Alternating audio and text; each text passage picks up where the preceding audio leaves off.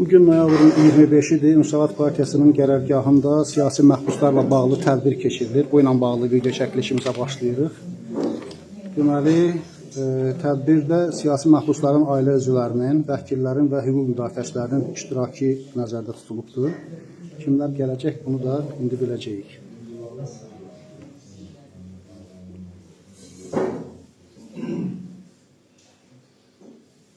Hörmətli xanımlar və bəylər, dəvətimizi qəbul edib bugünkü tədbirə qatıldığınız üçün sizə təşəkkür edirik Müsavat Partiyası adına. Bilirsiniz ki, bugünkü tədbirimiz ölkədə siyasi problem, məhbuslar problemi həsr olmuşdur. Azərbaycanın ən böyük problemlərindən biri, ən üzdə açıq şəkildə görünən problemlərindən biri və belə birincisi siyasi məhbuslar problemi. Ölkədə yüzlərlə siyasi məhbuslar. İnsan hüquqları müdafiəçiləri bu rəqəmin artıq 400 civarında, 400-dən çox olduğunu da deyildir. Və təbii ki, bu hamımızı və Müsavat Partiyasını narahat eləməyə bilməz. Biz bu məsələni hər zaman diqqətdə saxlayırıq və bütün siyasi məhbusları müdafiə edirik. Onların siyasi mövqeyindən, fəaliyyət sahəsindən asılı olmayaraq, siyasi masklarla həbs edilən, haqsız həbs edilən bütün insanları müdafiə edirik. Hətta onların bizə münasibətindən asılı olmayaraq da, çünki insan hüquqları, insan azadlıqları bizim üçün ən böyük dəyərlərdən biridir, ən önəmli dəyərlərdən biridir. Və siyasi məhbusların sayı o qədər çoxdur ki, məhkəmələri çatdırmaq olur. Çalışırıq iştirak edək məhkəmələrdə, görürsən ki, hər zaman istədiyimiz qədər iştirak edirik.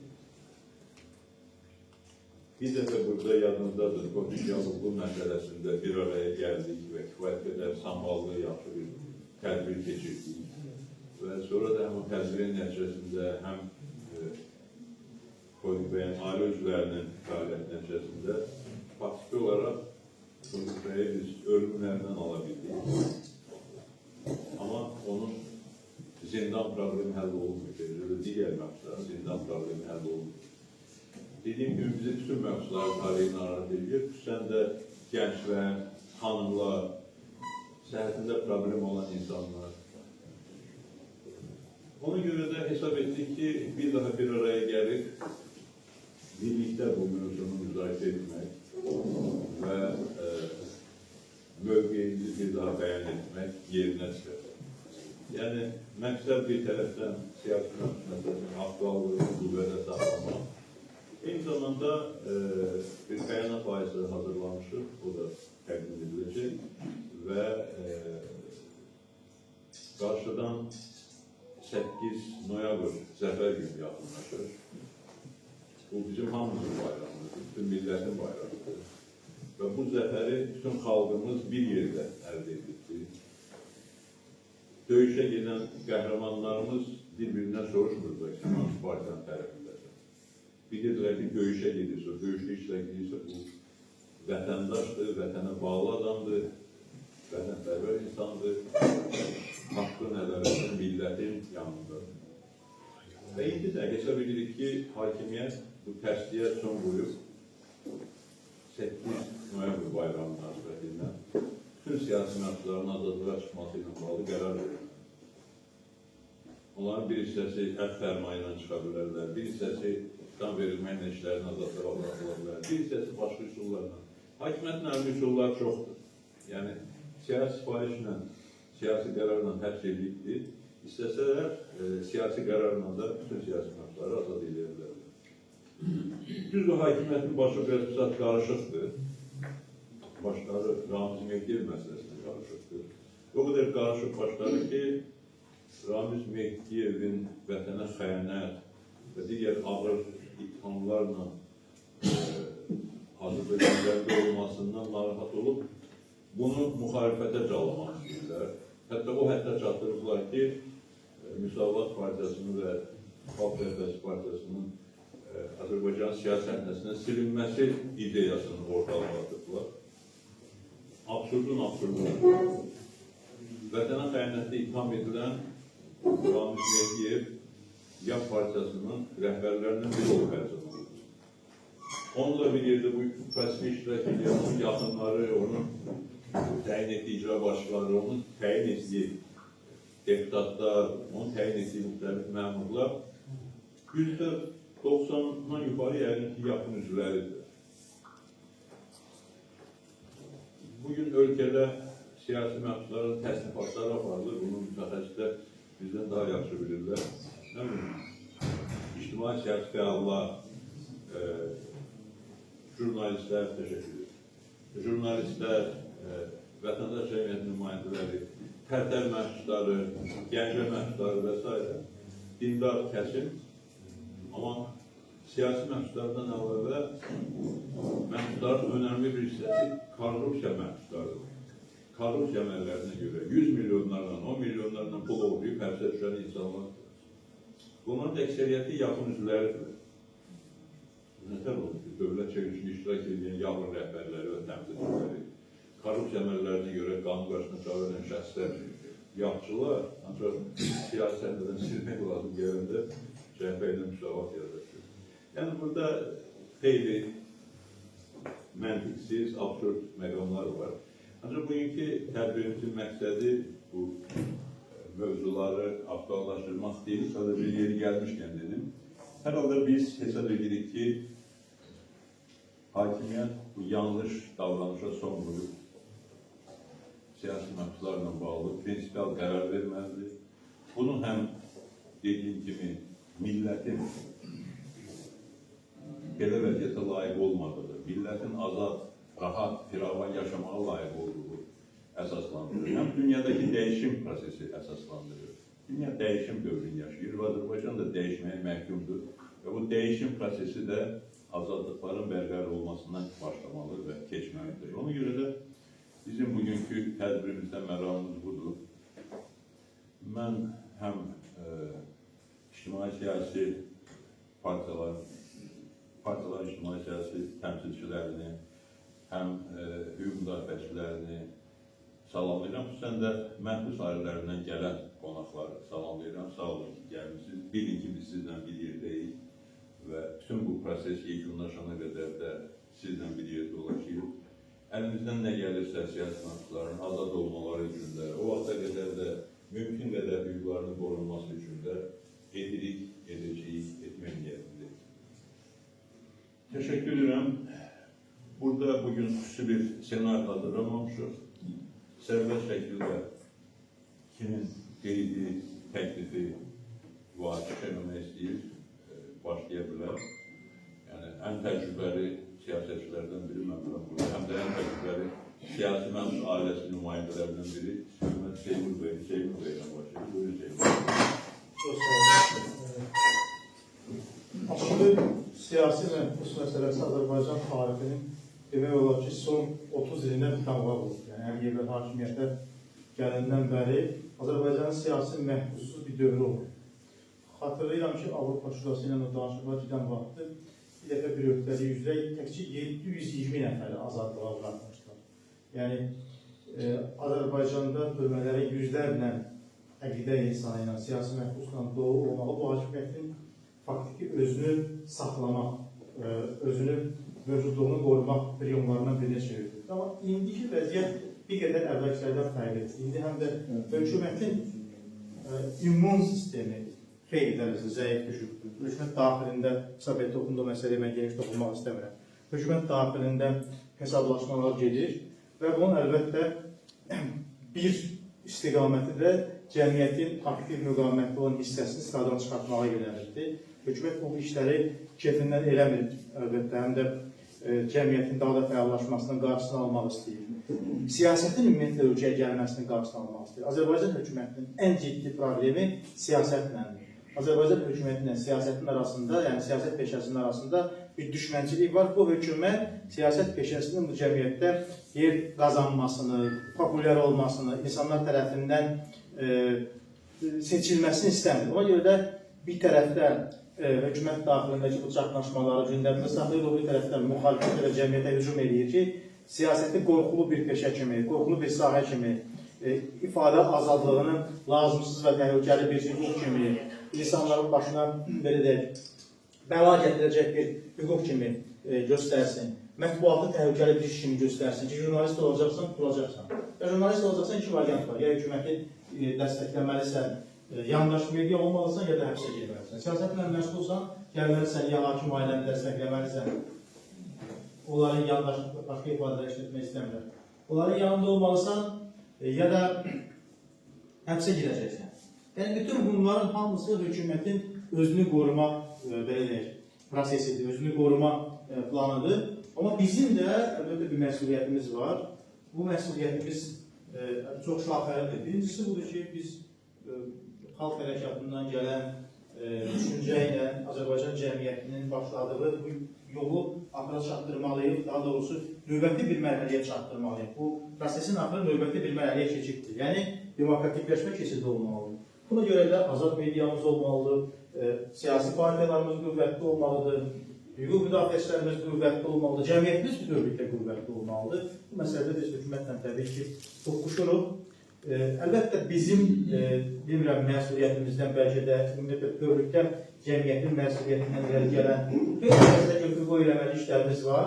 Amma hal-hazırki problemimiz budur ki, Azərbaycanın parlaq insanları, Azərbaycanın çox qiymətli insanları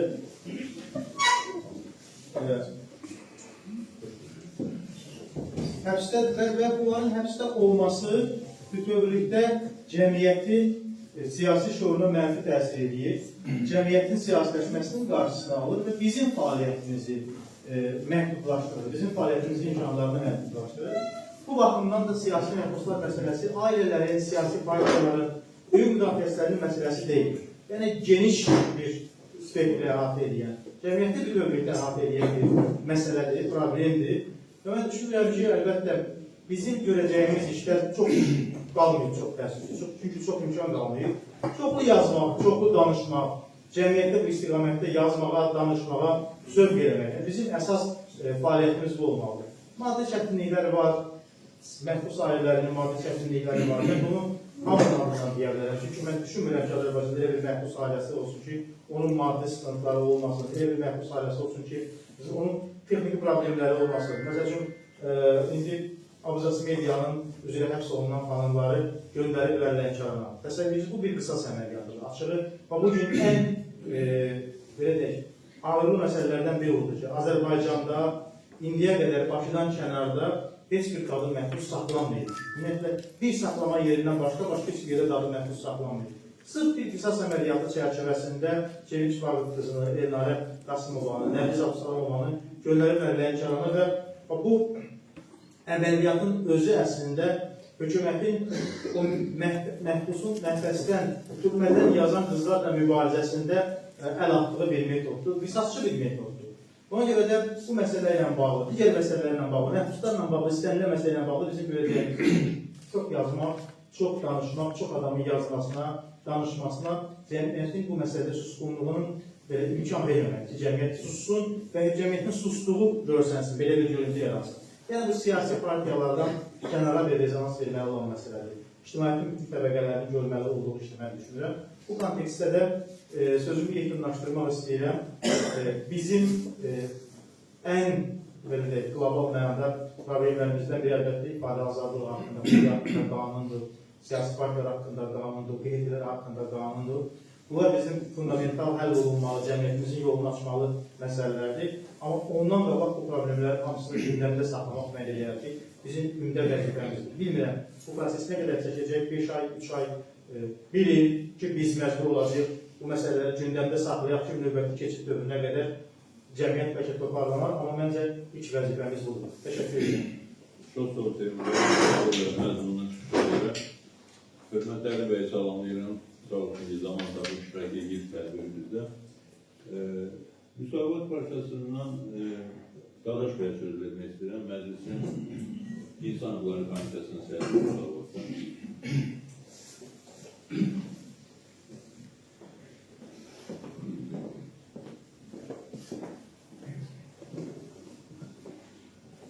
Çox sağ olun, hörmətli başqan. Mən də hər birinizi salamlayıram və tədbirdə iştirak edildiyinizə görə hər birinizə təşəkkürümü bildirirəm.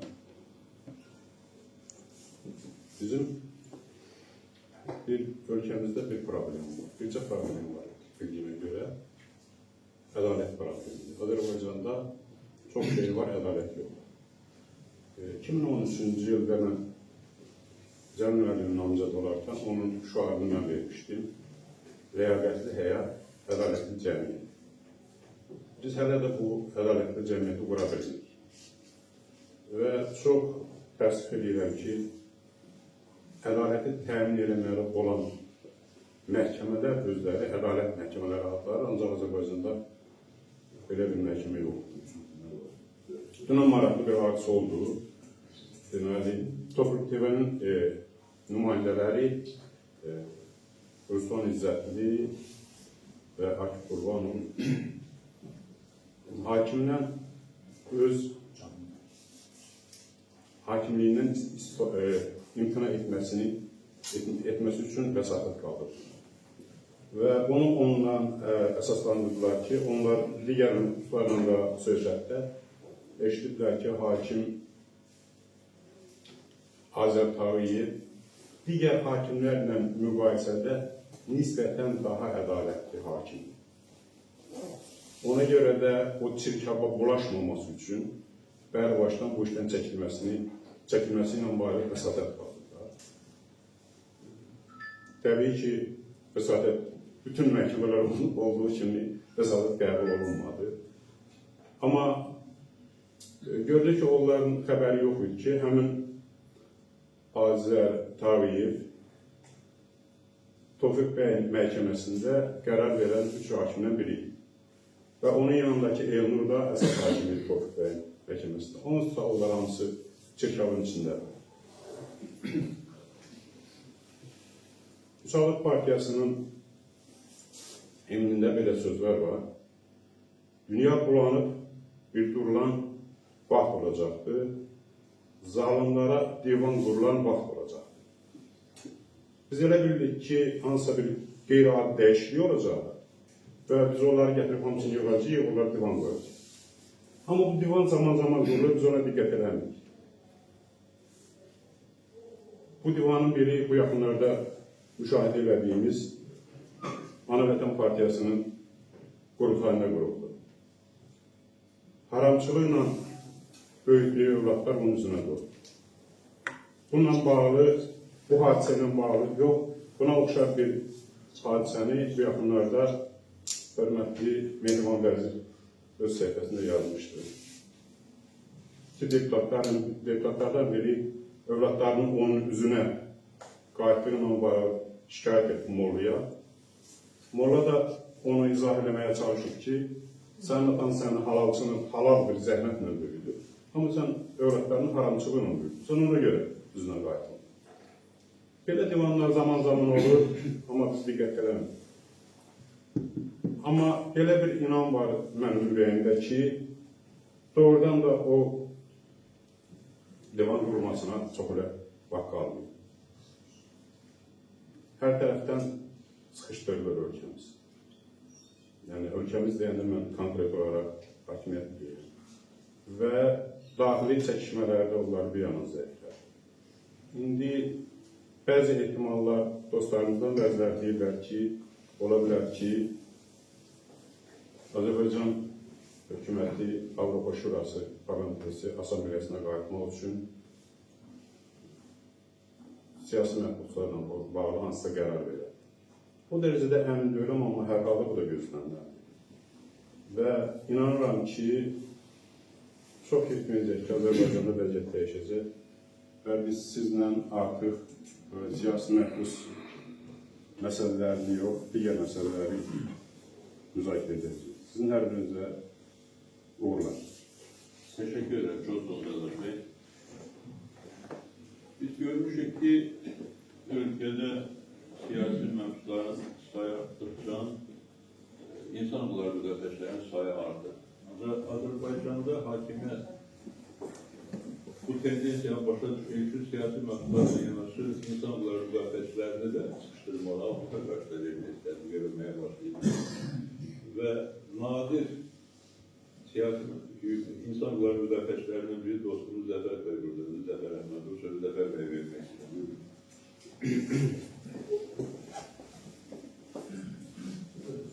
Çox sağ olun, salam cəmiyyətin iştirakçıları. Açığı biraz da həyəcanlıyam, nəyə görə? Çünki uzun illərdən sonra, çox uzun illərdən sonra təzədən belə bir tədbirin keçirilməsi bizə üçün bu tarixi bir hadisədir. Bayağı da dünəmdə bu söhbətimiz olub bu barədə ki, güya indi o belə ağır vaxtdır ki, ona görə insan hüquqlarının vəziyyəti gəlib bu cür vəziyyətə düşür. Belədir, həmçəkindən ağırdır. Amma heç əvvəllər də yüngül olmuyor da. Yəqin hamı şahiddir ki, burada iştirak edənlərin belə bir şahiddir ki, həmən bu zalda, həmən bu binada, keçirilən tədbirlərdə birində adi bir bannerin hazırlanması üçün bizim tədbirdə, yəni bizim təşkilatın keçirdiyi tədbirdə bannerin hazırlanması üçün burada o çap, nədir o? Ofisə, mətbəyə gedən Müsavat Qəndar Komitəsinin sədri həbs olundu. Başqa birində burada bir marafon keçirildi. Kütləvi həbslər olmuşdu. Səhv məncə 2019-cu ildə. O marafon sözü bunlara biraz qəribə gəlmişdi və biz küçəyə çıxıb qaçacaq hamımız. Gəldilər, basqın elədilər, hətta indiyəcəm yadımdadır. İsa bəy burada dedi ki, mən demirəm çıxsın, amma girdilər içəri. Laf buranı bağlayacaqlarsa da, qəribə bağlayacaqlarsa da, Əli bəy həbs elədilər, Mustafa bəy həmən gün həbs elədilər. Yəni, bu təzyiqlər həmişə olub, düzdür, bugünkü kimi olmuyor. Bugünkü kimi olmuyor, amma gəlin bir şeyi də boynumuza alaq ki, şəxsən mən məhbus ailəsi kimi, 4 illik məhbus valideyni həyat keçmiş insan kimi deyim ki, öz partiya üzvü olduğumda, oğlumun üzvü olduğu partiya ilə bir yerdə Müsavat Partiyası da hər halda mən öz adımdan deyirəm ki, mənim boynumda ona görə haqqı var ki, müdafiə məsələsini ideal həll edib o vaxtı. Yəni, mən elə bir məsələdə görməyəcəm ki, bu da nə ilə bağlı idi? Yəni, indi çox vaxt almaq istəmirəm, reqlement çox sıxdır. Bunların hamısının təşkili hər bir halda yenə siyasilərin üstünə düşür. Yəni, incimiyən olan budur, fakt budur ki, hüquq müdafiəçiləri də, ictimai fəallar da, jurnalistlər də, öz işlərini görürlər, öz fəaliyyətlərini görürlər. Hər bir halda bir ata erişimi, bir dayana biləcəkləri, sökənə biləcəkləri bir orqan kimi siyasi təşkilatlara baxırlar. İndi siyasi təşkilatlar öz işlərini siyasi cəhətdən görməklə bərabər, həm də bu sahədə əlbəttə onların nəzarətindədir. Yəni, ölkədə hər bir partiya hakimiyyətə gəlməlidir və daha yaxşı cəmiyyət olmalıdır. Daha yaxşı cəmiyyətdə hüquqi cəmiyyət olmalıdır və hüquqi cəmiyyətdə də repressiyalar olmalıdır. Buna görə də onlar təbii olaraq bu fəaliyyəti aparırlar. Amma hər bir kəsdə sual doğur ki, bəs nə olmalıdır? Bəs necə olmalıdır ki, bu fəaliyyət aşağıdan güclənilsin? Yəni, indi siyasi partiyalarla bir yerdə eyni zamanda bu fəaliyyəti göstərənlər də var. O, suda boğulanların xilası suda boğulanların özünün əlindədir. Yadınıza gələr, o vaxt biz bir təşkilat yaratdıq. Siyasi məhbus ailələrinin koordinasiya mərkəzi. O mərkəzdə hər halda çalışırdıq ki, biz öz təkliflərimizi, öz işimizi görək və bununla da bərabər hüquq müdafiə təşkilatları da, siyasi partiyalar da həmən bizə öz dəstəkləri verirdilər. Yəni, bütün tədbirlərimizin hamı bilirdir, 90%-in yəqin ki, bu zalda keçirmişik, bu binada keçirmişik. Azlıq aksiyasiyalarından tutmuş, ta ki, öz tədbirlərimizdə də siyasi məhbuslar müdafiə mərkəzinin, siyasi məhbus ailələrinin koordinasiya mərkəzinin tədbirlərini burada keçirmişdik. Yenidən deməli, birincisi, məhbus ailələri özləri öz aktivlərini artırılmalıdırlar, həmən o təşkilatlarına gelməlidirlər. Başqa yolu yoxdur. Yəni, bilirsiniz, gəlin real olaraq da, adam özü öz dərdini deməsə, heç bir həkim ona kömək edir. Ən azından həkimin yanına getməlidir. Ən azından öz dərdini bilməlidir və deməlidir, öyrənməlidir, öz dərdini öyrənib onu izah etməlidir. O olmasa bir kömək gözləməyə də dəyinir. Bunu artıq kənardan təsdiq eləməyə mənə elə gəlir qeyd çıxır və daxildən də elə bilinməsin ki, ancaq elə bu fəaliyyət tutaq ki, qabaqçı kimi aksiyalardan, tədbirlərdən ibarətdir. Bilirsiniz, o hərbidə qeyri-proporsional güc deyilən bir şey var.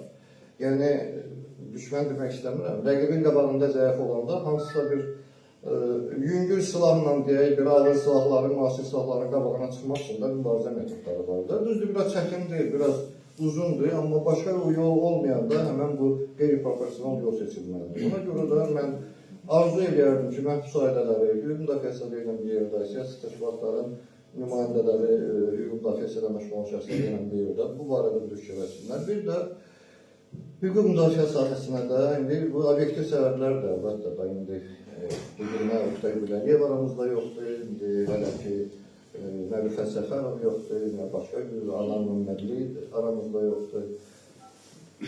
Bununla bərabər olan qalan fəaliyyəti də inanın, biz olan qalanlar da görüşümüzü görə bilməzdir, əgər Gənclərin köməyi olmasaydı. Bilirsiniz, üzdə olan başqa şeydir, sosial şəbəkədə və yaxud üzdə görünən, mətbuatda görünən başqa şeydir. Faktiki fəaliyyət başqa şeydir. Həmən o faktiki fəaliyyət, məhz həmən o gənclərin, hansıların ki, müvəqqəti səsə çıxır, həmən o gənc jurnalistlərdir, həmən o ictimai fəallərdir, həmən o siyasi partiyalarda olan fəallardır. Onların köməyi olmasa, bu yana gördüyümüz öz işidir görə bilməli. İşi onlar görür. Nəticəni biz çalışırıq ortaya çıxardaq. Nəticə bizim hesabatlarımızda, biletimlərimizdə və hansı çıxışlarımızda ortaya çıxır, ancaq fəaliyyət elə onların fəaliyyətidir. Ona görə mənə elə gəlir ki, gənc siyasətçilər də, həyalda liderlərinin, təcrübəli siyasətçilərin belə deyək, tövsiyəsi ilə bu sahəyə gəlməlidirlər. Yəni, artıq başqa yol yoxdur sadəcə. Artıq ortada qalanlar da nə yaşlı jurnalistlər istədikləri kimi bu işi qura bilmirlər, ona görə ki, bir yandan canlarının haline qapı olar, bir yandan yeni fikirlər üçün o kompüterin yaddaşı kimi artıq yaddaşda olur. Amma gənclərdə hələ açıqdır da, hələ o yeni fikirlər, yeni metodlar tətbiq edilmək mümkündür. Bir tərəfdən də açığı da üzdə olan, düzdür, təhlükə olaraq çoxdur, amma bunun da yolları var, o üçün də yollar var. Onların bacarığı, onların enerjisi, onların yaddaş imkanları olmadan bu fəaliyyəti davam etdirmək çətin olar. Bir daha təşəkkür edirəm həm Müsavat Partiyasına bu tədbir təşkil etdiyinə görə. Yenə deyirəm, şəxsən öz ümidlərimi bildirirəm bir tərəflərdə ki, yəni bu uzun vaxtlar olmayan şeydir. Və bütün iştirakçılara da təşəkkür edirəm iştirak edirəm. Sağ olun. Çox sağ olun Zəfər bəy. Yəni, bu ev hamımızın evidir. Azərbaycanı sevən və Azərbaycanı sevən hər ona görə də problem yoxdur. O dediyiniz məsələlər xatırlayıram, o dediyiniz epizod da yaxşı yazdıqlardır. Maraqlı bir təbrik edilir burada. Gəldilər, xüsusi təyinatlılar idilər. Çıxdım qabaqlarına, dedilər çəkildir. Niyə? Dedilər ki, bəs buradakıların hamısını buradan çıxardacaq. Niyə çıxardacaq? Olmaz, qanunsuz tədbirdir, filan bir məkandır. Gördüm ki, fikirlər ciddidir də, yəni geri çəkilmək gedəcək. Biz onda bir 2-3 dəqiqə imkan bir söhbət edilmək gözləri çıxacaqlar. Neysə o, cəmaat da başa düşdü ki, məsələ nədir? Təbii ki, burada qadınlar var idi, yaşlılar var idi. Biz burada durub onların xüsusi təyinatlı şəxsləri ilə mübarizə aparası deyilik. Biz sözümüzlə, mövqeyimizlə, əqidəmizlə, prinsiplərimiz, dəyərlərimizlə mübarizə aparırıq. Hər zaman davam etdirəcəyik. Və yeri gəlmişkən də bir neçə nəfərə də söz verməklə tədbirimiz yekununa doğru gedəcək. Çünki biz dediyim kimi burada konkret nəticəyə yönəlmiş bir tədbir keçmək istəyirik. Bir tərəfdən siyasi məxsus məsələsinin bir daha aktuallaşdırılması, cəmiyyətdə əsas mövzulardan birindən çevrilməsidir məqsədimiz. Digər məqsədimiz də hakimiyyətə bir daha xatırlatmaqdır ki, 8 noyabr Zəfər günü siyasi məqsədləri azad edilmək üçün hakimiyyətin əlində yaxşı bir fürsətdir. Və bu fürsəti dəyərləndirməyə çağırmaq günümüz var hakimiyyəti. Biz sözümüzü deyirik toplantılarda, iclaslarda, televizya çıxışlarımızda, müsahibələrimizdə. Amma bugün zalda xeyli fəal insanlar iştirak edir ki, onlar o qədər də çox imkanları olmur fikirlərin, mövqelərini bildirməyə. Dediyim kimi, burada məhdud sahələrin nümayəndələri var, bizim mübariz xanım jurnalistlərin və digər jurnalistlərin ailə üzvləri var, anaları var, hamısını bir daha salınlayıram. Burada iştirak edən qonaqlarımızdan və eyni zamanda təbii ki, müsavatlardan kimsə sözü varsa, çıxış eləmək istəyirsə, şəhərət edək. Yoxsa Zəfər bəy demişkən, bu yükü yenə də siyasi kəsim üzərində daşıyacaq, böyük mühafizəçilərinin, müdafiəçilərinin birində. Mən sözü hörmətli Əli Kərimliyə verirəm. Buyurun Əli.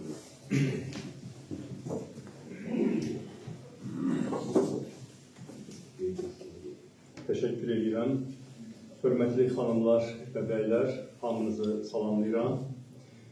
Müsavat Partiyasına bu tədbiri dəvət etdiyinə və dəvətə görə təşəkkür edirəm. Tariximizin növbəti çətin sınavlarından birini yaşayır. Düzdür, İlham Əliyev hakimiyyətə gələndən sonra 22 il ərzində həqiqətən də bu ölkədə repressiyaların ara verdiyi bir zaman oldu. Amma onu da biz qəbul etməliyik ki, repressiyalar ildən ilə artan istiqamətdə gedib və bu gün biz müstəqillik tariximizin repressiyalarının pikindəyik, zirvəsindəyik. Tam məsuliyyətlə deyirəm ki, Azərbaycanın müstəqillik tarixində heç vaxt demokratik institutlar, müxalifət, vətəndaş cəmiyyəti indiki qədər baskı altında olmuyor. Və indi həqiqətən də Azərbaycan cəmiyyətini sınağa çəkirlər. Məqsədlərini gizlədirlər. Əvvəl gizlədirdilər. Əvvəl güya hansısa fərdlərlə mübarizə aparırdılar, hansısa partiyalarla, hansısa mətbuat orqanları ilə mübarizə aparırdılar. Amma indi elə bir biz zamana gəlib çatmışıq ki, Azərbaycan hakimiyyətinin sözçüləri artıq Azərbaycana müxalifət lazım deyil deməyə utanmırlar. Yəni açıq, aşkar artıq sözlərinin o Mustafasını deyirlər ki, bizə artıq müxalifət lazım deyil. Yəni ayrı-ayrı partiya, fərd, ayrı-ayrı jurnalist, mətbuat orqanı söhbəti deyil. Ümumiyyətlə ölkədə hər zaman İlham Əliyevin vurğuladığı kimi o Mərkəzi Asiya inteqrasiya istiqamətində bir davamlı siyasət aparılır. Ona görə də ümumiyyətlə müxalifətin məhv edilməsi üçün səylər edirlər. Bunu həm də ona görə xüsusi vurğulayıram ki, o həbs olunan ictimai siyasi fəallara da elə baxmaq lazımdır. Onlar təkcə özlərinə görə həbs olunmurlar. Onlar o geniş konsepsiyanın tərkibində həbs olunurlar. Yəni onları həm özlərini cəzalandırmaq üçün əlbəttə ki, həbs edirlər, amma həm də nəyə nail olmaq üçün həbs edirlər? Azərbaycan cəmiyyətini susturmaq və bu repressiyalarla, hüquqsuz vəziyyətlə barışdırmaqdan ötürü edirlər. Yəni bütövlükdə dövlət aparatının qarşısında bu günlər duran vəzifə Azərbaycan cəmiyyətini axıra qədər ram etmək, müqaviməti sındırmaq və insanları susmağa məcbur eləməkdən ibarətdir. Və bu məqsədlə də demokratik düşərgəni hər tür resurslardan, mübarizə imkanlarından məhrum edirlər. Artıq neçə illərdir ki, sərbəst toplaşma adı altında heç nə etmə imkanı yoxdur. Demək olar ki, az qala bu ofis bəlkə də istisnadır demokratik düşərgədə mövcud olan ofislərin arasında. Hüquq müdafiəçiliyi institutunu məhv ediblər, vətəndaş cəmiyyəti institutunu məhv ediblər, müxalifətin konstitusiyon mübarizəsinə imkan yaradılmır. Yəni belə bir vəziyyətdə biz yaşayırıq. Biz bunun fərqində olmalıyıq. Mən bunu ona görə danışıram ki, burada oturan adamlar üçün burada bilinməyən bir məsələ yoxdur. Amma mən baxıram ki, sosial şəbəkələrdə hələ də az məlumatlı bizim soydaşlarımız var ki, bütövlükdə baş verən repressiyanın əsl mahiyyətini, həqiqətən də ölkəni tam bir partiyalı sistemə keçirmək niyyətini hələ də başa düşməyirlər. Onlara elə gəlir ki, hələ bu adi bir ötəri 20 il ərzində bizim yaşadığımız repressiyalardan biridir. İndi adamlar çıxacaqlar, yenə də mitinglər olacaq, bir başqası deyir ki, başqa mübarizə üsulları olacaq. Amma bilmək lazımdır ki, Azərbaycan cəmiyyəti özü toparlanıb bu planı biz hamımız birlikdə əgər məğlub edə bilməsək, bu planın qarşısında Azərbaycan cəmiyyətinin dirənişini təşkil edə bilməsək, hökumətin tam ciddi niyyəti var ki, Azərbaycan cəmiyyətini tam olaraq sustursun. Nə elə danışan, nə belə danışan, nə konstruktiv olan, nə radikal olan, ümumiyyətlə müxalifət olmasın. Müxalifət adı altında hökumətə işləyənlər ola bilər bu konfigurasiyanın içində, amma müxalifət olmaz. Bax, konsepsiya bundan ibarətdir, bunu hər kəs bilməlidir. Bəs indi biz nə etməliyik? Sıraları xeyli seyrəlmiş, sıralarından elə 392 nəfər məhbusun verilməyi nə deməkdir? Bu çox ağır bir repressiyadır. Mən istəyirəm biləsiniz ki, Azərbaycan hal-hazırda adam başına, hər milyon adama düşən məhbusların sayına görə dünyada liderlər qrupundadır. Yəni, hətta məsələn, bizim indi hər zaman bir simbol kimi gördüyümüz, avtoritarizmin mərkəzi kimi gördüyümüz, işğalçı Rusiyada belə hər milyon əhaliyə düşən məhbus sayı bizdən qat-qat aşağıdır. Təsəvvür edin. Biz Belarusla ancaq bu mövzuda liderlik məsələsini danışa bilərik. Demək, Azərbaycan o həddə gəlib çatıb. Çox ağır bir repressiya vardı. Amma bütün bu şəraitə baxmayaraq biz hələ ki varıq, müqavimət göstəririk və bacarıb dayandırmalıyıq bu prosesi. Necə? Nə etməliyik ki, bu prosesi dayandıra bilək? İlk növbədə hökumətin birinci addım, hədəfi demokratik düşərgəni hər cür resurslardan məhrum eləməkdir. Bax, mətbuatın tamamilə qapadılması da bu məqsədlə edilir. Bütün başqa, sizdən indi hamınız belə deyək, məlumatlı adamlarsınız, detalları danışmaq istəmirəm. Hər cür resurslardan məhrum eləmək. Bizim işimiz bu olmalıdır ki, yeni resurslar yaratmaq. Necə? Yeni adamlar cəlb olunmalıdır. Çətindir, qorxu şəraitidir. Amma Azərbaycan xalqı bağışlayan ifadəmə görə qısır xalq deyil. Yenə də gələcək insanlar. Biz onları təşviq eləməliyik.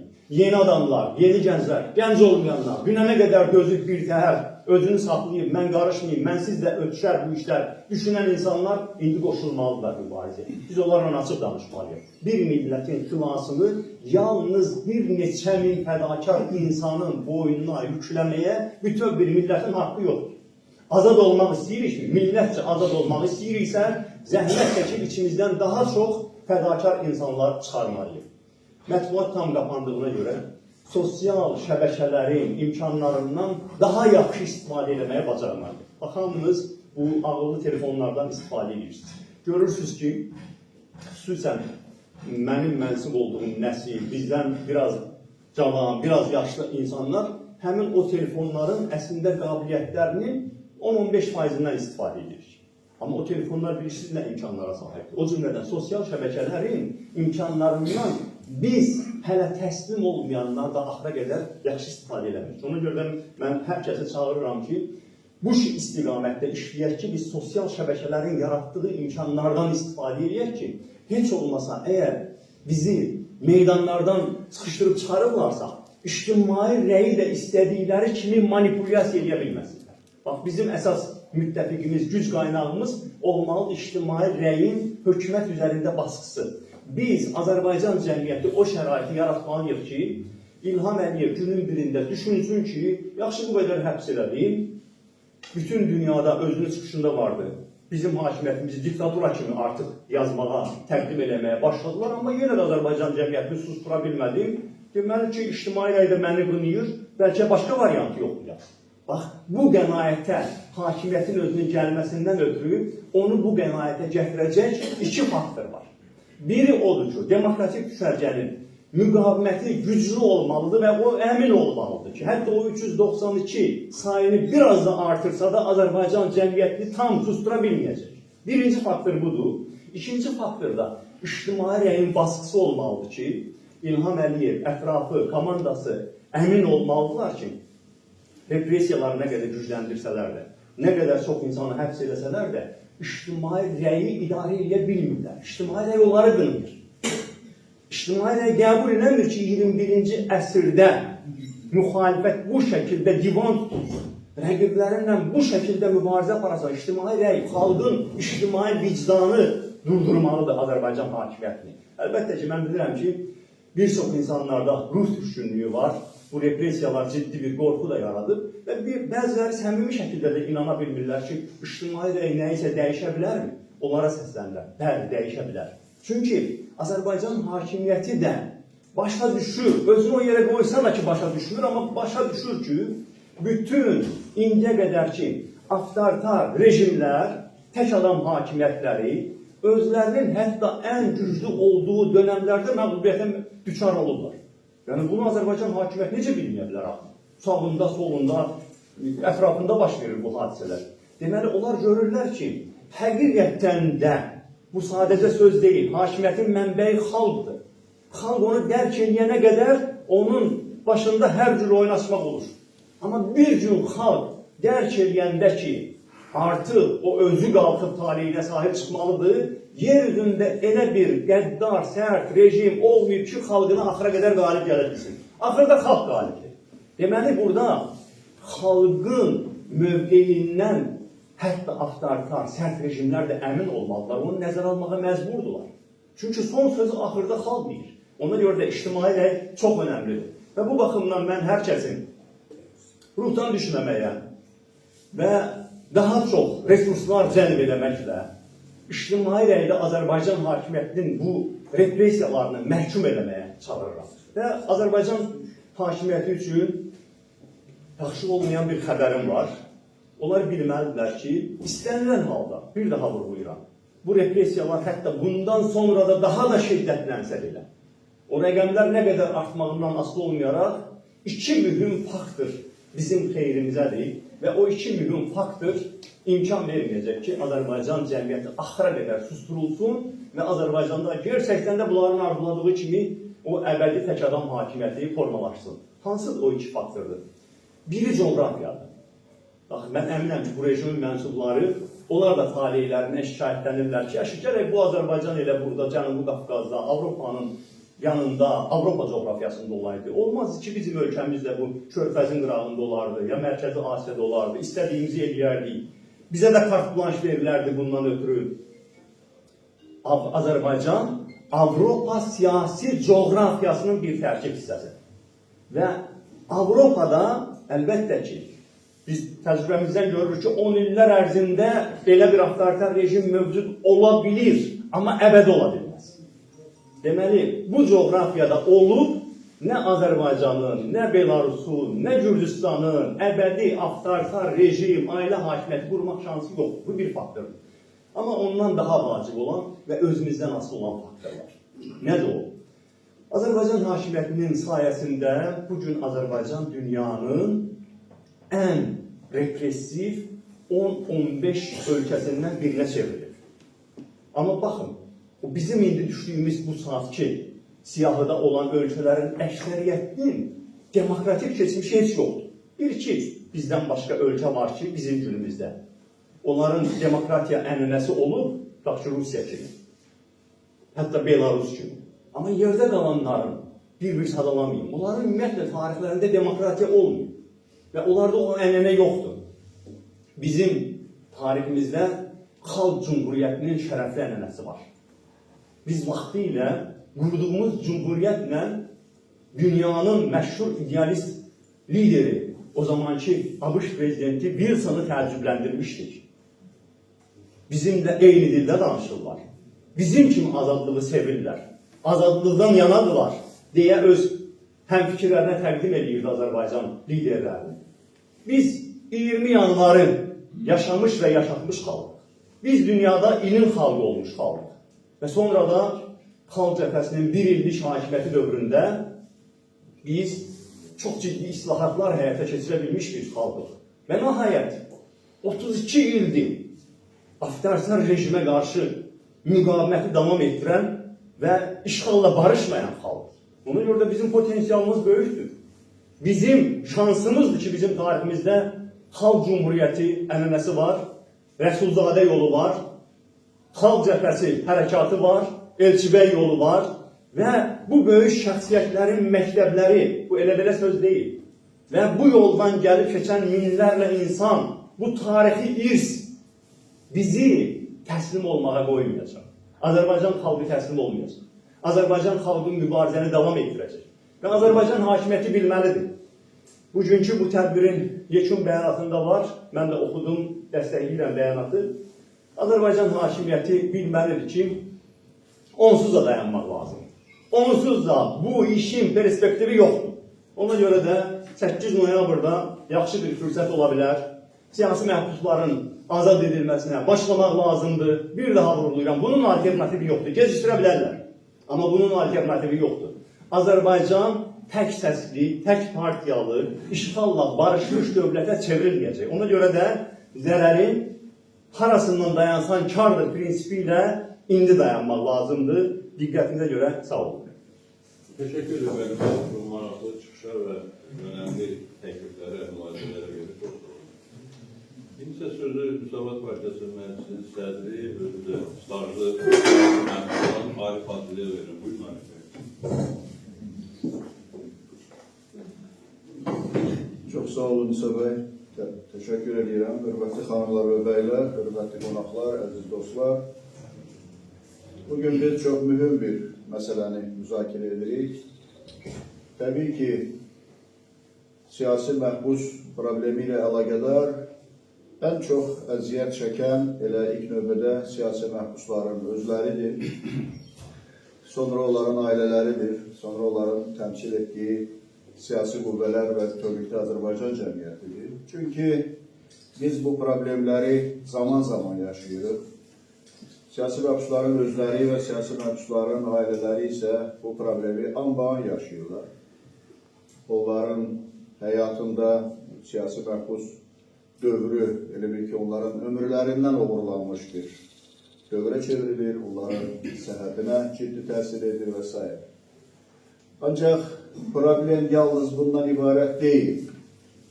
Siyasi məhbusların sayının çoxluğu, siyasi məhbuslar sayına görə Azərbaycanın dünya liderlərinin sırasında olması həm də Azərbaycan üçün ümummilli bir problem. Yəni, Azərbaycanda ümumdaxili məhsulun artım sürətinin azalması haqqında müzakirələr gedir. Dünən İlham Əliyev Elm və Akademiyasında çıxış edərkən bu mövzuya toxunur və bildirib ki, Azərbaycanda ümumdaxili məhsulun azalması prosesi gedir və bunun təbii səbəbləri var. Təbii səbəblər neft hasilatının azalması ilə bağlıdır. Məsələnin başqa tərəfidir ki, uzun illərdir elə İlham Əliyev, onun rəhbərliyi ilə bir hakimiyyət bəyan edirdi ki, Azərbaycan iqtisadiyyatı enerji daşıyıcılarından asılı deyil və qeyri-neft sektoru inkişaf edir. Amma üzərindən 20 il keçəndən sonra birdən-birə bəyan edilir ki, ümumdaxili məhsulun artımının sürətinin azalması məhz enerji daşıyıcılarının azalması ilə, enerji daşıyıcılarının neftin hasilatının azalması ilə bağlıdır. Təbii ki, bu iqtisadiyyatın düzgün idarə olunmamasının nəticəsidir. Ancaq səbəb yalnız bu deyil. Səbəb həm də Azərbaycanda azad cəmiyyətin olmaması, azad məhkəmələrin olmaması, Azərbaycan cəmiyyətinin demokratikləşməsinə imkan verilməməsi, o cümlədən Azərbaycanda 400-ə yaxın siyasi məhbusun olması ilə bağlıdır. Yəni, Azərbaycan cəmiyyəti, Azərbaycanda yaşamaq insanlar üçün cəlbedici deyil. Azərbaycanın ən böyük problemlərindən biri ondan ibarətdir ki, Azərbaycan gəncləri öz talelərini, öz karyeralarını Azərbaycanda qurmaq barədə düşünmür. Bir çox gənclərimiz Azərbaycanda olan indiki vəziyyəti nəzərə alaraq xarici ölkələrə üz tutur, başqa ölkələrdə öz talələrini qurmaq barədə düşünür. Bu bir tərəfdən həbslərlə bağlıdır, digər tərəfdən iqtisadi sahələrdə ölkədə bir azad iqtisadi sistemin, bərabər hüquqlu rəqabət şəraitinin olmaması ilə əlaqədar Azərbaycandan sürətli beyin axını davam edir. İlham Əliyev dünənki çıxışında deyib ki, Azərbaycanda innovativ məsələlər həll olunmalıdır, texnologiyalardan istifadə olunmalıdır. Bunları kim edəcək? Yəni, bunları gənclər etməlidir. Azərbaycanın istedadlı gənclərinin böyük bir qismi Azərbaycanda olan bu vəziyyətə görə, yəni demokratiyanın olmaması, insan haqlarının qorunmaması, siyasi məhbus problemi, tribalizm siyasəti, iqtisadiyyatda bərabər hüquqlu rəqabət şəraitinin olmaması və s. səbəblərdən Azərbaycanı tərk etmək məcburiyyətində qalıblar. İstər səhiyyə sahəsində, istər biznes sahəsində, istər digər sahələrdə olan bir çox gənc mütəxəssislərimiz indi dünyanın müxtəlif ölkələrində işləməklə, fəaliyyət göstərməklə məşğuldur. Bundan başqa, Azərbaycanda demokratik cəmiyyətin, azad məhkəmənin olmaması səbəbindən Azərbaycan investisiya qoyuluşu üçün cəlbedici bir ölkə deyil. Yəni, hər kəs Azərbaycanda hər hansı bir iş görməkdən ehtiyatlanır. Çünki burada olan korrupsiya, burada olan rüşvətxorluq, xüsusilə azad məhkəmələrin olmaması, yəni azad məhkəmələrin olmaması yalnız siyasi məsələlərə aid olan bir problem deyil. Yalnız siyasətlə məşğul olan, müxalifətdə olan, siyasi məhbuslarla bağlı olan bir məsələ deyil. Azad məhkəmələrin olmadığı bir ölkədə azad iqtisadiyyatın olması mümkün deyil. Və bunu dünyada çox yaxşı bilirlər. Və ölkədə ümumdaxili məhsulun artım səviyyəsinin aşağı düşməsi, hətta Ermənistan kimi ölkədən, Gürcüstan kimi ölkədən daha geridə qalmasının səbəblərindən biri də Azərbaycanda demokratik cəmiyyətin qurulmasına imkan verilməməsi, Azərbaycanda edilən qanun dəyişikliklərin bir qayda olaraq mürtəci dəyişikliklər olması və Azərbaycanda daim avtoritarizmin daha da möhkəmlənməsi istiqamətində aparılan siyasətdir ki, Azərbaycan hakimiyyəti bu məsələləri nəzərə almalıdır. Müxalifətin sıradan çıxarılması mümkün deyil. Müxalifət yalnız təşkilatlanmış siyasi təşkilatlarda olan adamlardan ibarət deyil. Azərbaycan cəmiyyəti, Azərbaycan xalqı hakimiyyətin bugünkü siyasətinə müxalif mövqedədir. Təşkilatları ləğv edəcəksən, qeyri-legal fəaliyyət başlayacaq. Təşkilatları ləğv edəcəksən, konstitusiya yolu ilə fəaliyyət göstərən siyasi təşkilatları sıradan çıxaracaqsan, konstitusiyadan kənar, o sizin dediyiniz kimi həqiqi bir radikal müxalifət qüvvələri meydana çıxacaq. Yəni Azərbaycanda əslində radikal müxalifət mövcud deyil. Radikal müxalifət o müxalifətə deyilir ki, onlar konstitusiyanın qanunları nəzərə almadan fəaliyyət göstərirlər. Yəni belə müxalifət radikal müxalifətdir.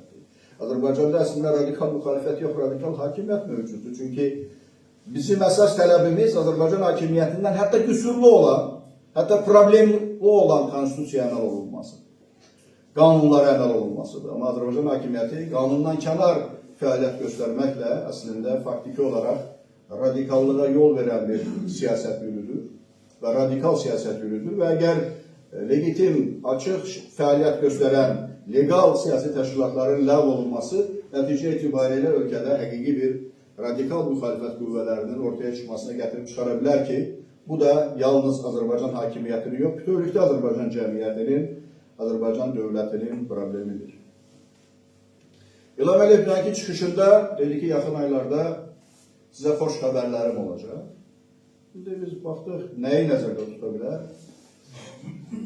Yəqin ki, Ermənistanla sülh sazişinin bağlanması, bu ticarət yollarının açılması, Zəngəzur dəhlizinin açılması və ya enerji infrastruktur layihələrinin istifadəyə verilməsi və digər bu tipli məsələlər nəzərdə tutula bilər. Amma bizim də gözlədiyimiz xoş xəbərlər var. Yəni bizim üçün, Azərbaycan cəmiyyəti üçün gözlənilən ən xoş xəbər elə siyasi məhbusların azadlığa buraxılması, böyük bir amnistiyanın verilməsi ola bilər. Azərbaycan həbsxanalarında hüquqları pozulan şəxslər təkcə siyasi məhbuslar deyil. Elə İsa bəyin də burada dediyi kimi, xeyli həbsxana təcrübəsi olan adam kimi, ben bilirəm ki, orada siyasi olmayan saysız hesapsız məhbuslar var həbsxanalarda.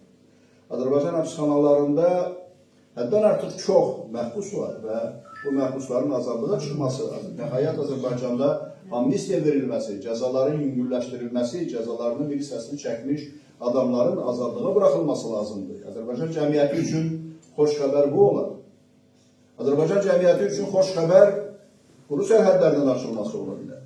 Quru sərhədlərinin bağlı qalması bütövlükdə elə o həmin ümumdaxili məhsulun artıb sürətinin Ermənistandan da geri qalmasının səbəblərindən biri də elə quru sərhədlərin bağlı saxlanmasıdır. Quru sərhədlərin bağlı saxlanması Azərbaycan əhalisinin bəlkə də milyonlarla Azərbaycan əhalisinin həyatına daxil olan, həyatına ziyan vuran, onun dolanışığına problem yaradan bir məsələdir ki, Azərbaycan cəmiyyəti üçün xoş xəbər bu olur.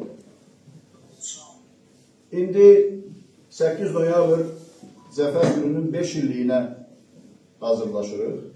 5 illik də bir yubileydir təxminən.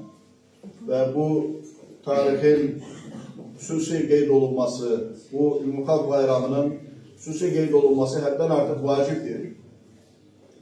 Və 8 noyabr nəyə görə mümkün olur?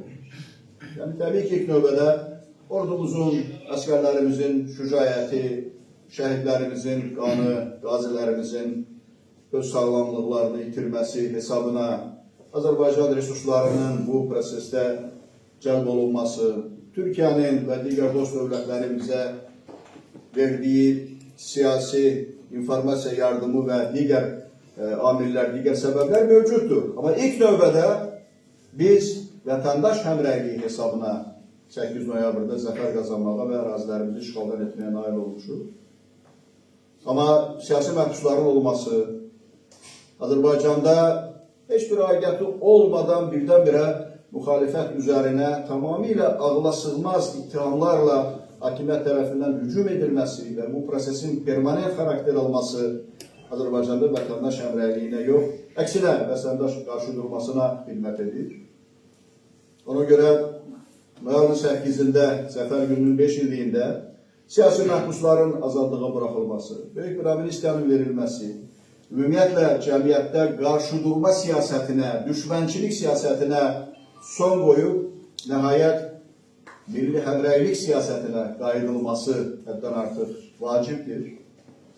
Və Azərbaycan yalnız azad bir cəmiyyət qurmaqla, hüquqi bir dövlət qurmaqla, bütün sahələrdə, təkcə siyasi sahədə yox, həyatın bütün sahələrində, iqtisadi sahədə, siyasi sahədə, digər sahələrdə, hər hansı bir peşə sahəsində bərabər hüquqlu rəqabət şəraitinə imkan verməklə Azərbaycanın davamlı inkişafına və Azərbaycanın bütövlükdə dünya dövlətləri sırasında layiq olduğu mühüm bir yer tutmasına nail olmaq mümkündür. Biz bunun uğrunda mübarizə aparırıq. Bu mübarizəmiz davam edəcək. Müqavimət dayanmayacaq və orqanizm yalnız o vaxt həyatını itirir ki, müqavimət dayanır. Bunu səhiyyəçilər yaxşı bilirlər. Cəmiyyət də bir orqanizmdir. Müqavimət davam edir, müqavimət var və mən əminəm ki, bu müqavimət güclənəcək. Biz həm siyasi məhbuslarımızın azadlığa çıxmasına, eyni zamanda Azərbaycanda demokratik bir cəmiyyətin, hüquqi bir cəmiyyətin qurulmasına nail olacağıq. Bu yolda sizin hamınıza uğurlar arzulayıram. Teşekkür ederim Halit Bey. Çok aramızda çıkışı ve kendinize göre. Başka çıkış etmek isteyen yoksa ben o zaman sözü Müsavat Partisi Başkan Muavini Mustafa Bey'e veriyorum ki sıralımız beyanan sayesinde tədbir iştirakçılarına təqdim etsin. Buyurun Mustafa. Çox sağ olun. Bizim bu tədbirlərimizdə həmişə jurnalistlər çox gəlirdi və işıqlandırırdılar. Təəssüf ki, o jurnalistlərin də demək olar ki, əksəriyyəti həbsdədir. Vaxtilə yadımdadır ki, Ramin Deko həmişə gəlirdi, bu tədbirləri işıqlandırırdı. Aytaş xanım gəlirdi, işıqlandırırdı. Fatilə Mövlamlı gəlirdi, işıqlandırırdı. Təəssüf ki, bugün onlar həbsdədirlər. Amma onlar həbsdədirlər, onların valideynləri bugün buradadırlar, xoş gəliblər. Oradan da bu müqaviməti qırmaq mümkün olmayacaq.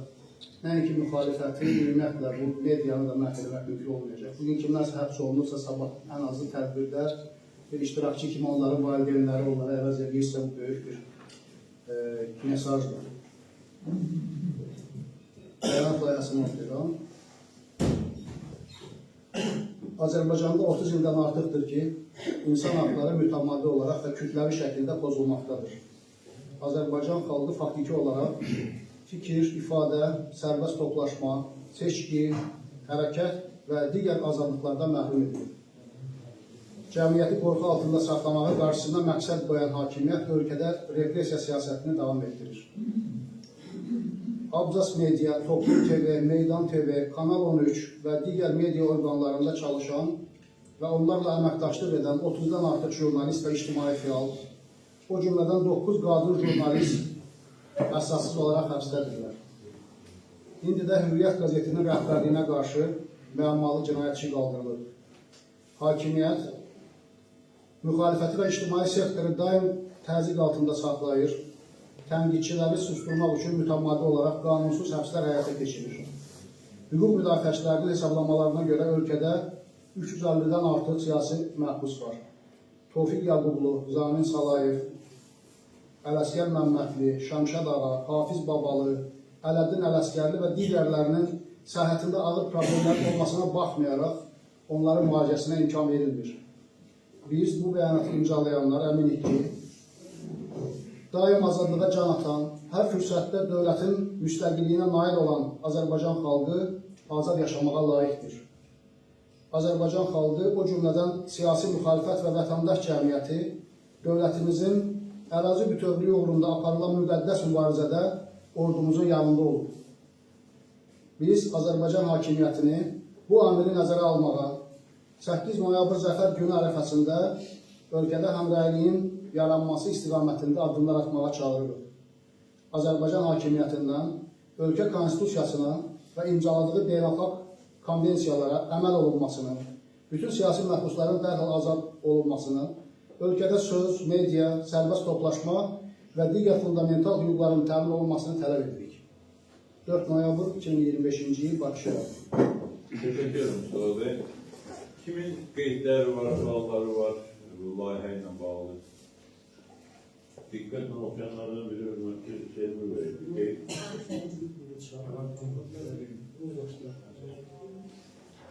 Yani ya çağırılır ya da tələb edilir. Biz hep tələb edilir, hep de çağırırız. Hansı istəyirlər onu qəbul etmir. Kabul etmir, değişə də bilərik. Çağıraq mı, tələb edək? Tələb Bey, buyurun. Buyurun, hanımefendi. Size ne göre haklı özür. Aysel xanım var deyil. Ben Aysel Umudova Mahsusu. Allah kapsın olsun. Gençliğimiz bir yerde geçti. 88'in dilimizin üzerinde. O vakti valideynlerimiz bize mani olurdu. Korkuttular terbiye olarak. Ancak ben bugün fərq edeceğim. Bunu diyorum sizinle. Ve aynı zamanda Şəmsəddin Umudovu düşünürəm ki, Əli Bəy başta olmaqla şərtilə hamınız tanıyırsınız. Həmin qızın yəni ki, atası yolu, eləcə də anası yolu etdi. Bizim ailədə demək olar ki, bu yolda həbsə düşən olmuyor. 2003-cü ildə prezident seçkilərində məlum hadisələrlə bağlı mənim özüm həbs eləmişdilər. Yəni mane olmağa çalışırlar, oldular da, yəni dairədə o əmin olmaq şeyi yaratmaq üçün mane olurlar. Nəysə sözüm ona yox, bugün mən tək Aysel Umudovanın anası kimi yox, eyni zamanda Rüfətin, Şəmşadın, heç kim olmayan xəyallərin, eyni zamanda digər təsvir olsun ki, ustaq o qədərdir ki, hamısının adını çəkmək olmur. Orada sıxışmayıb, bizim uşaqlar da vurmamısınız.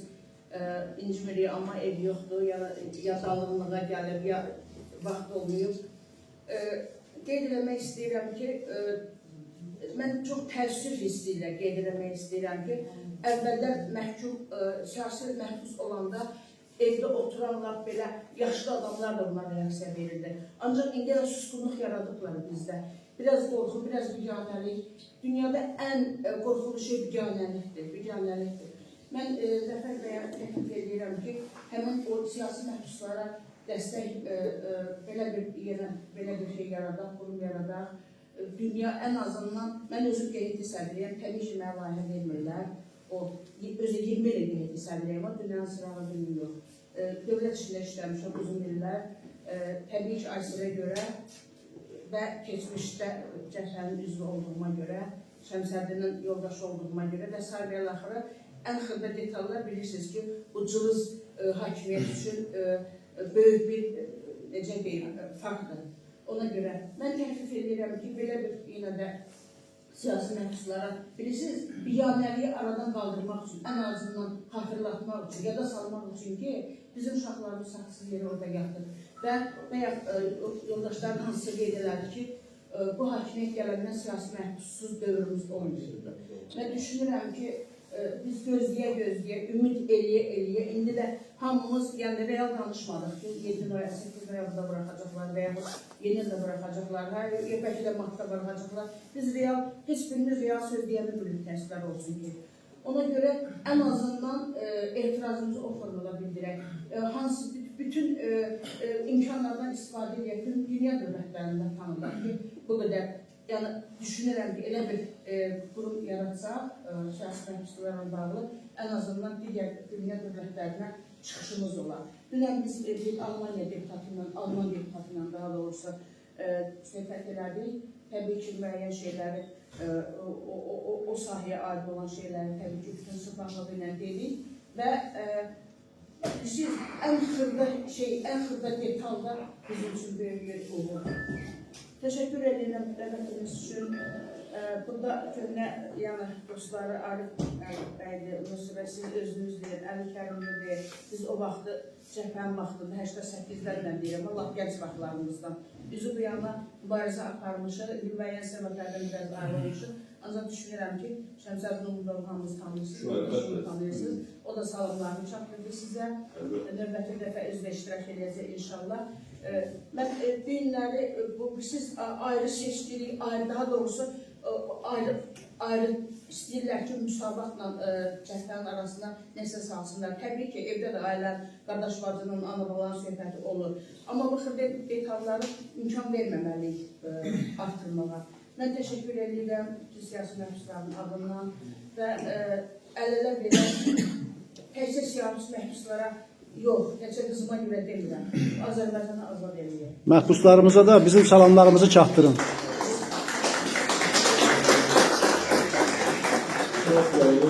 Biz sizə təşəkkür edirik. İştirakınız və bu çox dəyərli mövqeyiniz çıxışınız üçün çox sağ olun. Bu dediyiniz ideyaları, təklifləri bir yerdə yeni müzakirə edib gerçəkləşdirmək lazım olacaq. Buyurun Zəfər bəy. Sizə böyük üzr istəyirəm. Birincisi bir yaxşı təklifdir. Yəni birinci olmasa 10 nəfər, 15 nəfər məhbus ailəsi yığışsın və heç olmasa bir WhatsApp qrup formasında bir şey yaratsın. Qalan nə lazımdır, siyasilər də hüquq müdafiəçilərə kömək edir. Yaxşı fikirdir. Deməli orada bilmirəm o indi o deyir o hər ağzından danışır. Bəlkə, yəni mən ümid edirəm ki, bu həm də ümidli bir sənətdir. Yəni tək elə siyasi sənət deyil. Ola bilsin ki, hətta hansısa nəticə olması üçün kimlərsə nəsə gözləyir ki, bu sözdə də hərəkət olsun da, çox bir lataya alın. Və bu da elə bir sənədin biri ola bilər.